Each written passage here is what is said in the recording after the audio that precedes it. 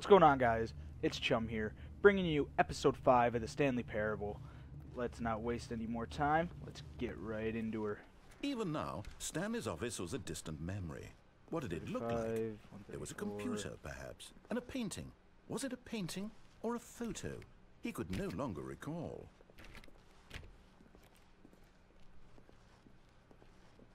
Wasn't it?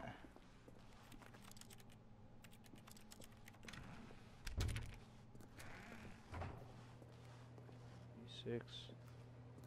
Thought I skimmed across something about a door or a window that you could hop out of. Alright, send it. We won't go for that one right now. When Stanley came to a set of 2 open doors, he entered the door on his left. Let's go to the left. Since that one spot... Oh, is the door openable? No. Since the one spot up here where it said escape... Yet there was not a single person here either. Feeling a wave of disbelief, Stanley decided to go up to his boss's office. Coming to a staircase, gotta go to the boss's Stanley office walked upstairs to his go to the boss's mind office. reading room or whatever. We'll go to there instead of... Stepping into his manager's office, Stanley was once again stunned to discover not an indication of any human life. What could it mean? Stanley wondered aloud to nobody. He began wildly tearing through papers on the boss. Stanley was in such a rush to get through the story as quickly as possible, he didn't even have a single minute to just let the narrator talk. No, that kind of anxiety isn't healthy, so he relaxed for a few moments with some calming New Age music. Got some New Age music. Start hitting its work. Haha. Come on. Feeling soothed and rejuvenated, Stanley calmly walked forward into the opened passageway. I say, I love how that worked. Alright, so now we'll go this way. What's this? Wanna know.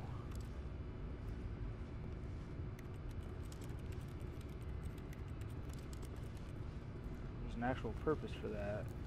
We'll go down. Good old scary bars and keep going, Bob. We got places to be. Oh, my bad, guys.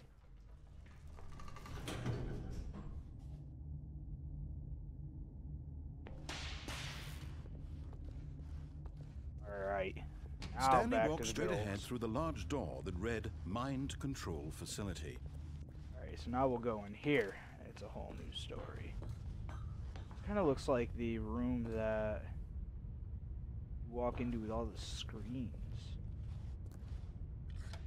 The lights rose on an enormous room packed with television screens.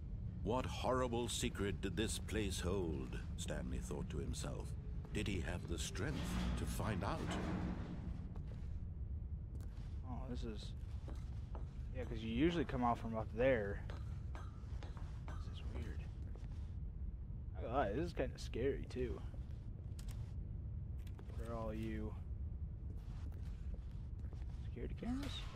Now the monitors jumped to life, their true nature revealed. It's kind of bright, Each bore the number of an employee in the building, Stanley's co-workers.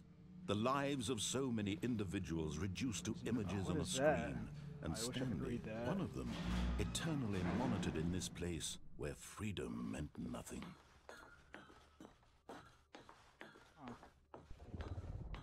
They're all just security cameras. That's what it really is. What is this? This mind control facility, it was too horrible to believe. It couldn't be 427. True. Had Stanley really been under someone's control all this time? Was this the only reason he was happy with his boring job? That his emotions had been manipulated to accept it blindly? We're 427 right there. Oh wow, they do have a camera in our room. Probably like a plant or something. What is this? No. He refused to believe it. He couldn't accept it. His own life in someone else's control? Never. It was unthinkable. Because I'm in the control of my own life, you big silly Was it even possible? Had he truly spent his entire life utterly blind to the world? Wow, what is that? It looks dope. But here was the proof. The heart of the operation. Controls labeled with emotions. Happy, or sad, or content. Walking, eating, working. All of it monitored and commanded from this very place. And as the cold reality of his past began to sink in, Stanley decided that this machinery would never again exert its terrible power over another human life. For he would dismantle the controls once and for all. What would I even do? Like, I'm just trying to, like, get a quick glimpse around. I'm confused. I mean, I don't... Let me push you.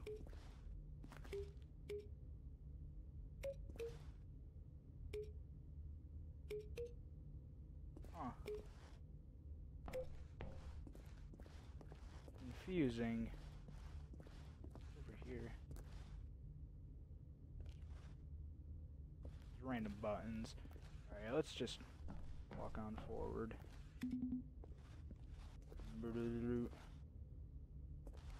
Mind controls idle awaiting input. It's probably going to want me.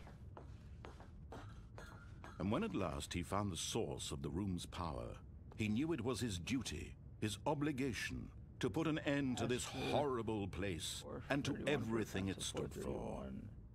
This procedure did not respond. Printing E status. Oh, Stanley, you didn't just activate the controls, did you?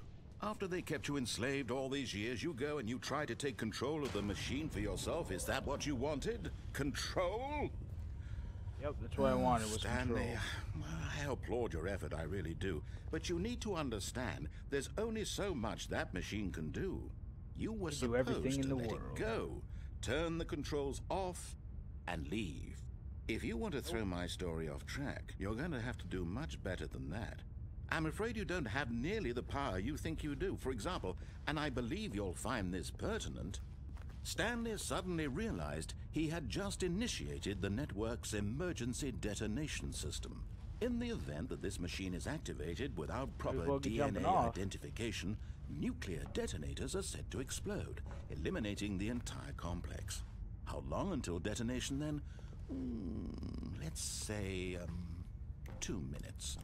Ah, now this is making things a little more fun, isn't it, Stanley? It's your time to shine. You are the star. It's your story now. Shape it to your heart's desires. Oh, this is much better than what I had in mind. What a shame we have so little time left to enjoy it. Mere moments until the bomb goes off. But what precious moments each one of them is.